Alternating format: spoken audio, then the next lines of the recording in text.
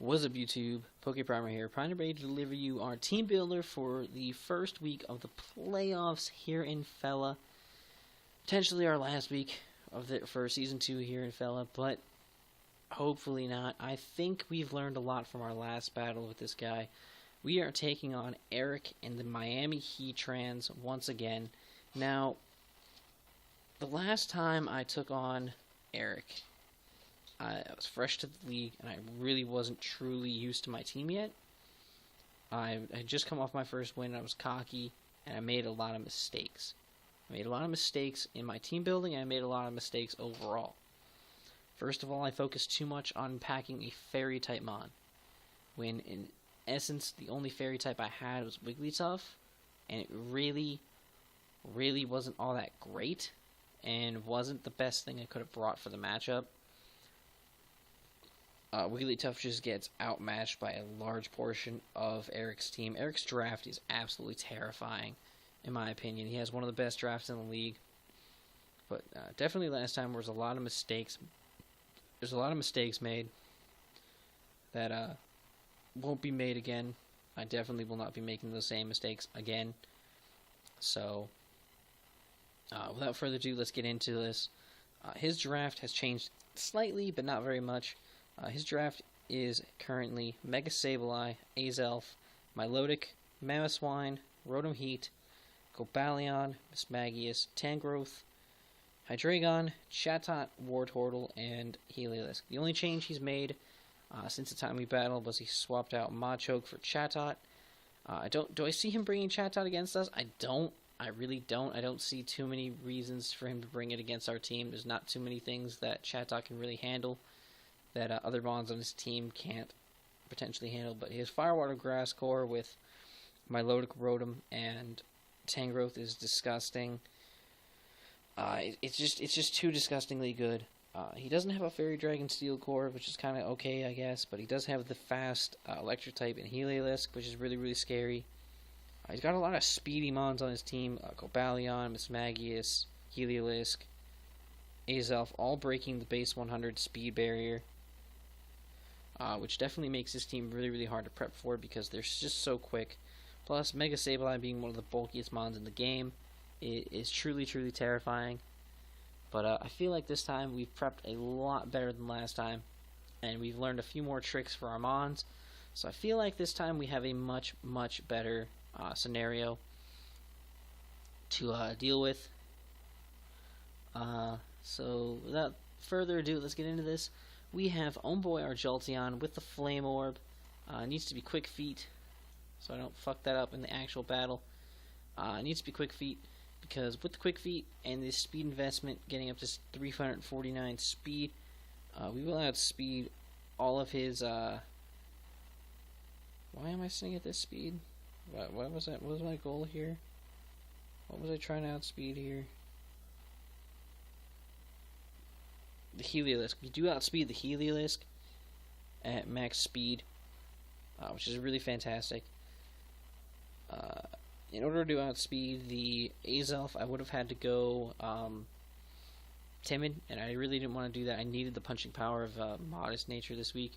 So unless he runs a Scarfed Azelf, we'll still outspeed it. So it's still a thing. But we're running a moveset of Volt Switch, Thunderbolt, Signal Beam, and Hidden Power Water. Volt Switch is so that we can keep up some form of momentum. The Mamoswine is a constant threat of a switch in.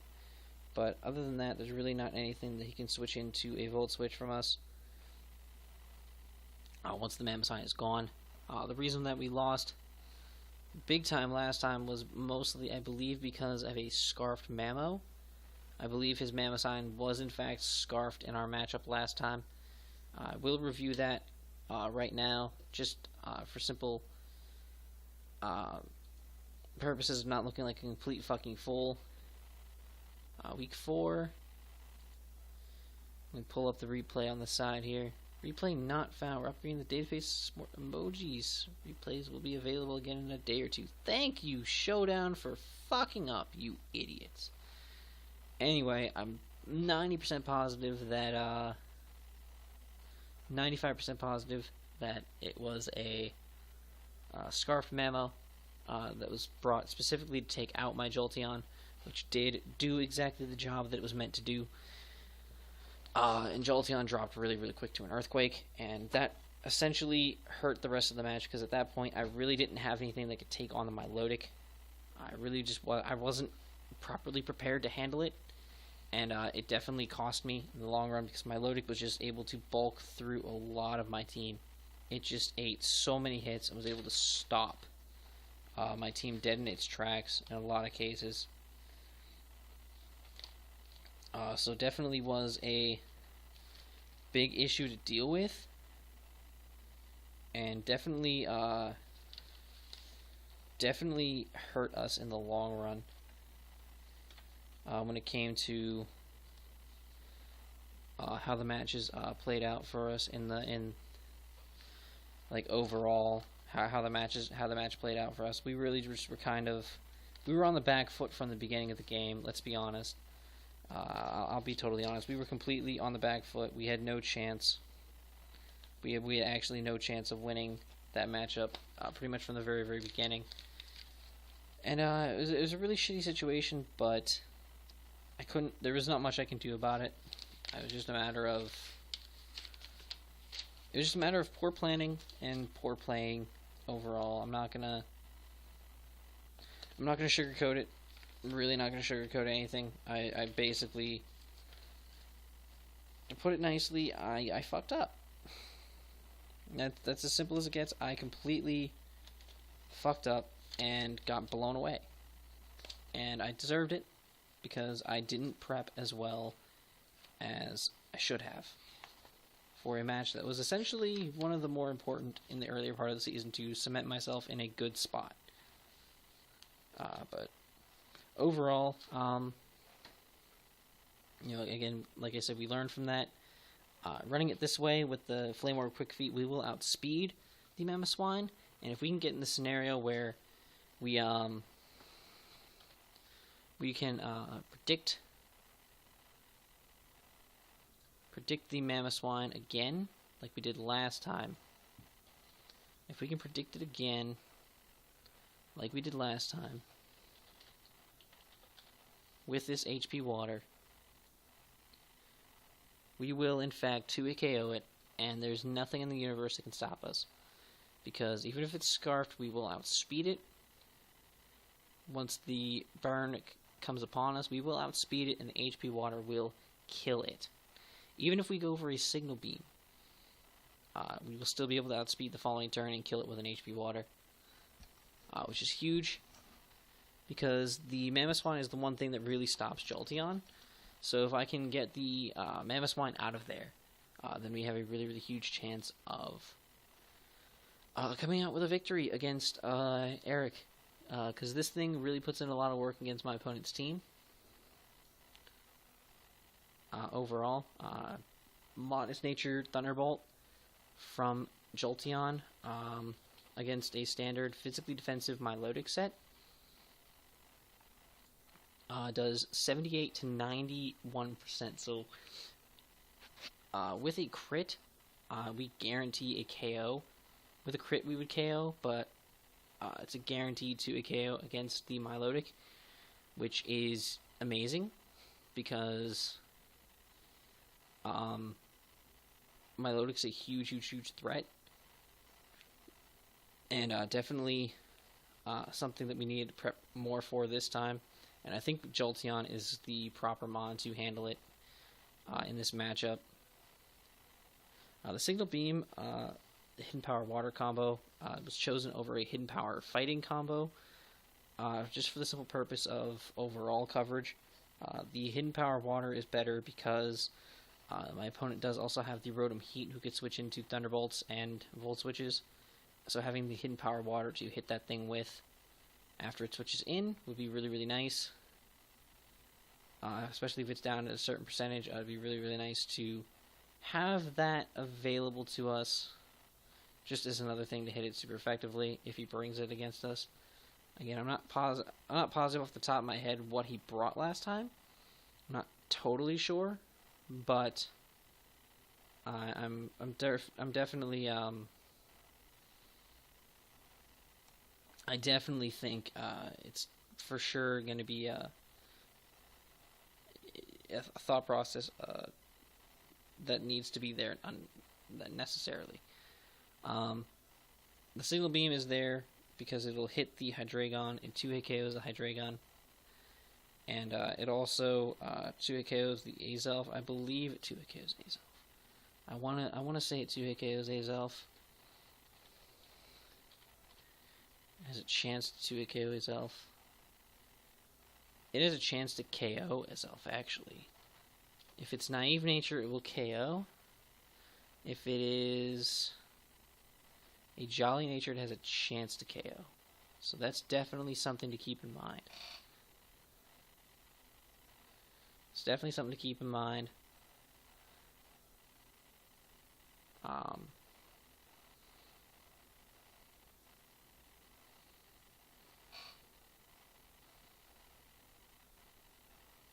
So yeah, having the Flame Orb Quick Feet with the essentially artificial Scarf on Jolteon, but not losing any of the essential power and ability to switch up my moves that I would need with carrying a Life Orb, really sets this set apart from any other set I brought this season.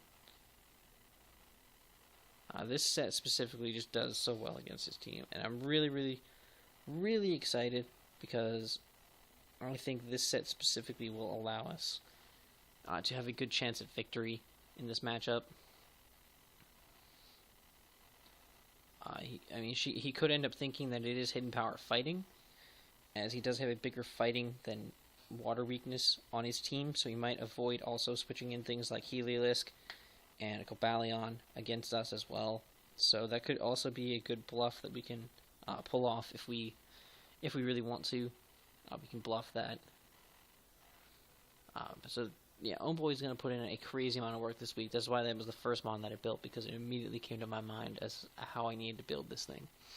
Next up is going to be Get Over Here, the Drapion, holding the Black Sludge with the Battle Armor. This thing will never be critted. It's beautiful. We're rocking a specially defensive Drapion with max special defense, careful nature, max HP, 8 into attack. We're rocking Toxic Spikes, Knockoff, Earthquake, and Poison Jab. See, we're in a scenario where if the Mega Sableye bounces back the Toxic Spikes, then we can always switch out into... We always have access to switches where we can switch out into something and then come out to Drapion, and those Toxic Spikes are now gone on our side. If he doesn't switch Mega Sableye in on Toxic Spikes, he doesn't predict the Toxic Spikes to go up. If I can get them up somewhat earlier in the game, before Mega Sableye becomes a thing,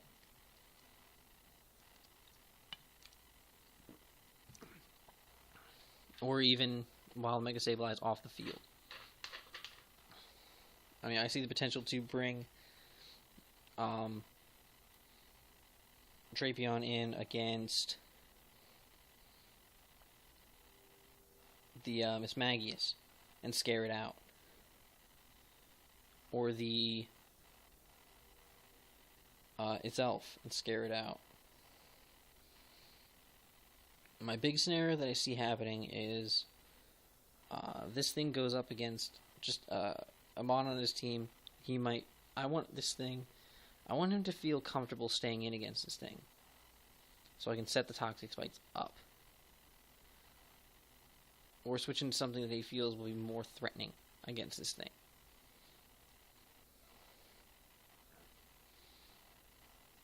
That's essentially what I want to happen. I just want a situation where I can set the Toxic Spikes up. I only need a layer. Because as soon as he sees one layer go up, he's going to immediately go into defensive mode, and he's going to want to put Mega Sableye in front of me so that the second layer doesn't go up. I only need one. I only need one because I want to get just a regular poison on Mega Sableye. Because, yes, it won't stack up over time, but if he's smart, he can always just switch out and restart the Toxic turns, which start off at 6%, while regular poison starts off immediately at 12% and does 12% every turn. That's big. That is big. Because that will essentially add up more over time than constantly restarted Toxic turns. 2 turns of regular poison does more than 2 turns of toxic poison, essentially. That's my mindset here. We're running knockoff for utility purposes, get rid of items on things. In a situation where it switches in Mammo on this thing, bye-bye Choice Scarf, switches in Milotic, loses its leftovers, switches in Rotom, loses a Scarf or leftovers or something like that. Switches in, hopefully it doesn't switch in Cobalion, that would be really bad. We do have Earthquake for the Cobalion as an option to hit it with. Our Earthquakes usually are safer bet on potential switches, so that things like Cobalion and Helios can't come in safely against us. And then Poison Jab is there for the Tangrowth. Tangrowth is a very, very, very bulky mon, and that's why I really want to get a layer of Toxic Spikes up, because if I can get that thing poisoned in any fashion, that'd be huge. And on top of that, having Poison Jab will allow us to hit it super effectively and at least do a decent amount of damage to it. No matter what actually happens.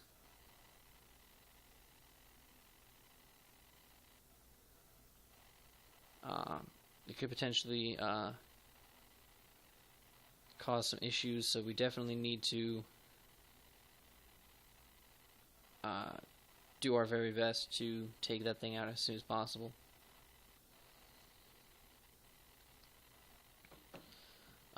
So Drapion is looking to put in some work. If Drapion comes and literally just gets 1 layer of Toxic Spikes in the field, he has done his entire job for the whole match. The entire job that Drapion is brought to do, he's done it. And the cool part about things is we don't have to worry so much about differential in these matchups, because obviously differential can't really hurt or help us in the playoffs. So definitely provides us with better options of what we do, and sacking mons off if we need to sack them off in order to set up better situations for us.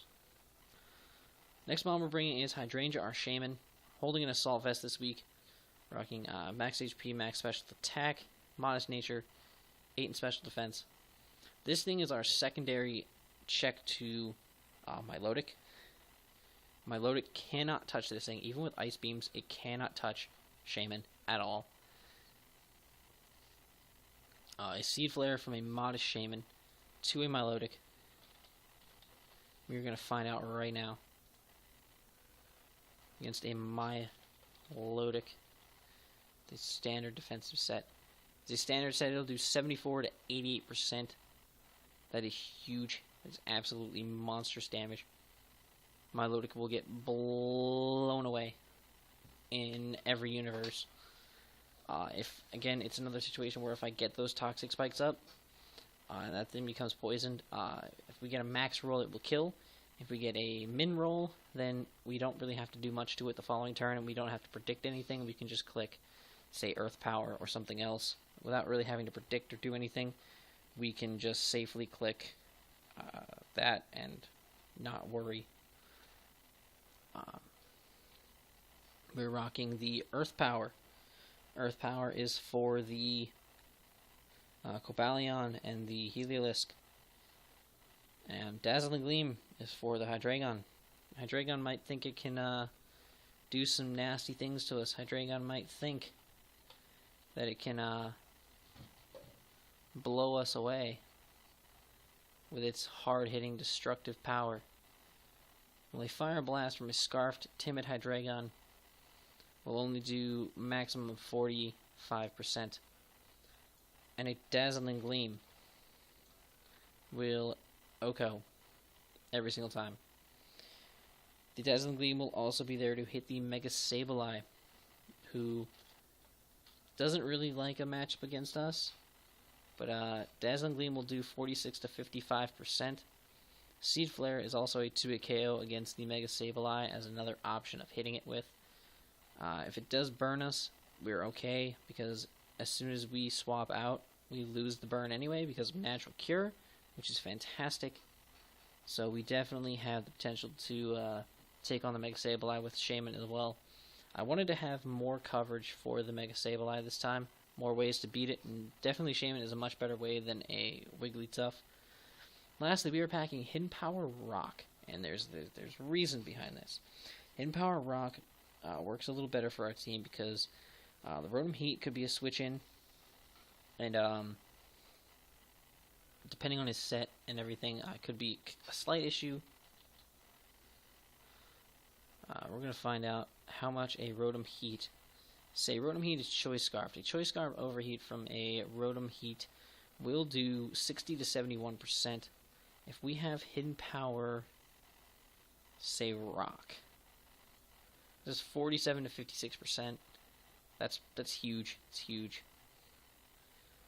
So once he is at -2, he will only be able to do about 30% to us. So he'd have to max roll. He'd have to get a max roll on the first Overheat in order to kill us on the second one, which is big.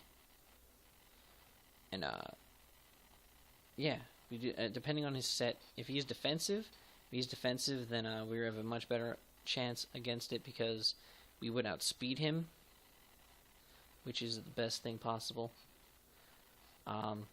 Overall, this Shaman can eat a lot of hits from my opponent's team, and has the potential to do a lot of crazy damage overall to my opponent for this week. Hopefully, we can pull it off. I think Shaman can do it. I think Shaman will put in work. The next mod we're bringing is Old Faithful, the Volcanion. Not wearing an Assault Vest this week for one of the first few times in the entire season. Holding the leftovers with Water Absorb. And rocking a moveset of Steam Eruption, Flamethrower, Toxic, and Earth Power. Max HP, max special defense with a calm nature. This thing is here to eat hits.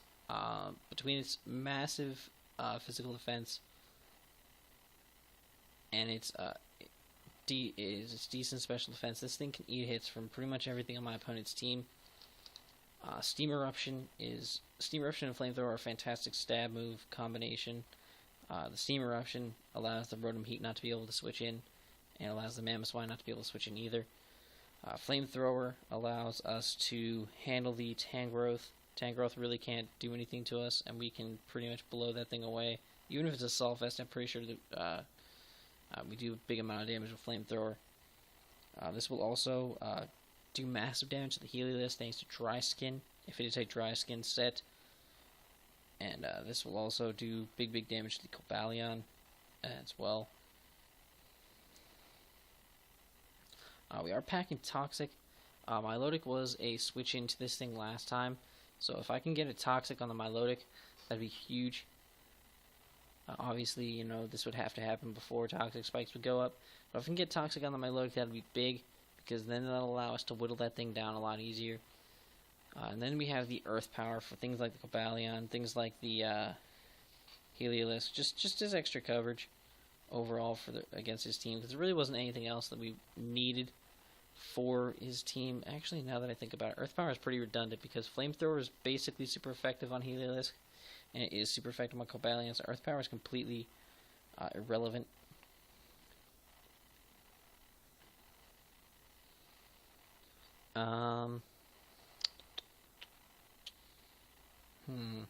This is actually really difficult because we pretty much have the coverage for just about everything on my opponent's team. Like, in the best possible ways we can. The only other thing I can see is potentially running HP Ice for the Hydreigon and the Chatot.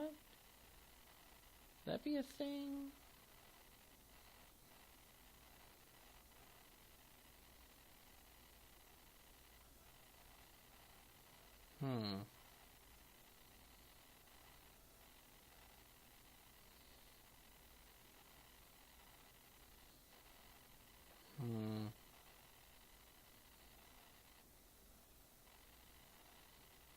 I think Hidden Power Ice is our best bet. Just because of the fact that,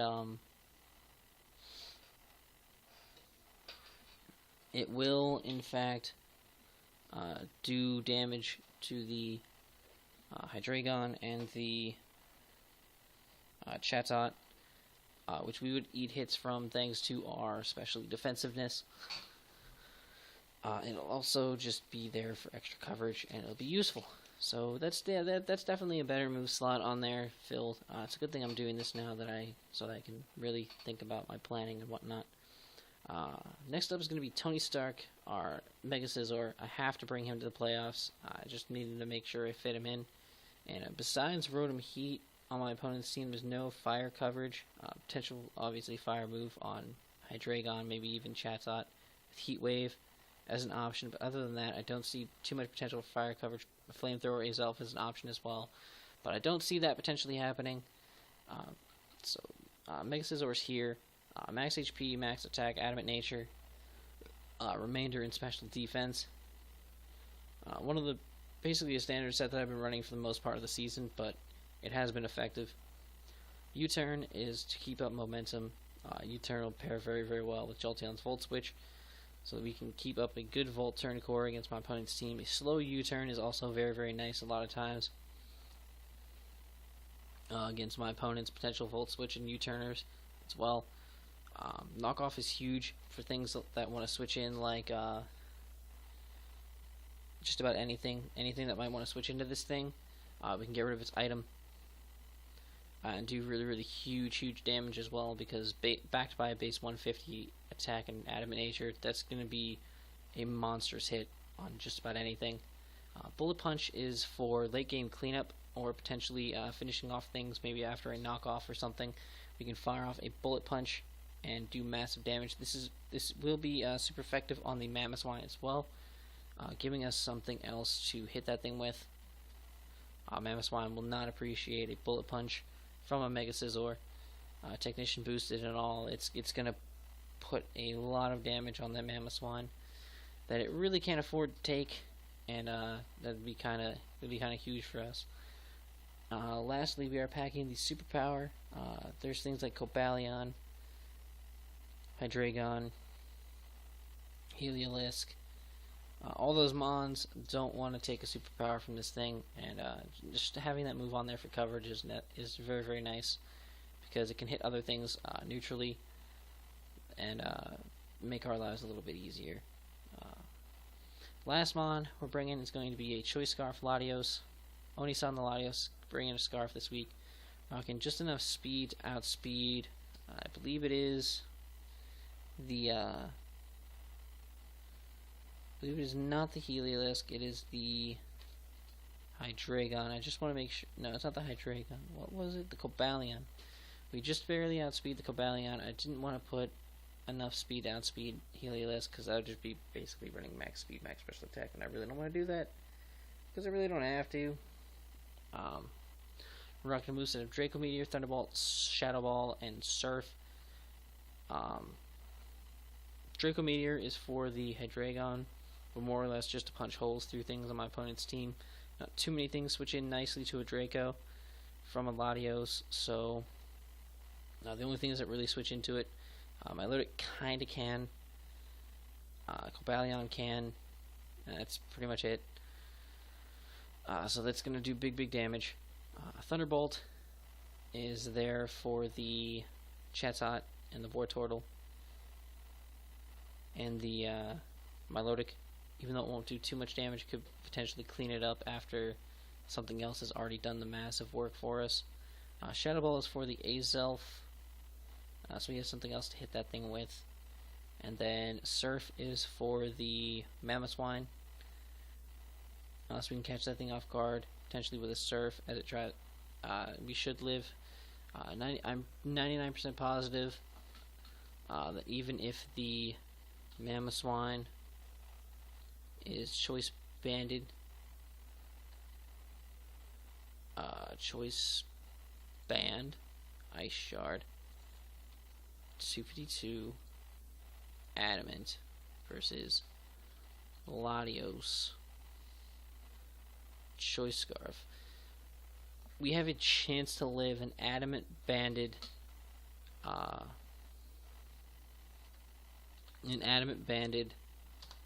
Ice Shard from a Mamoswine, as a Surf would do 82 to 97% to that thing.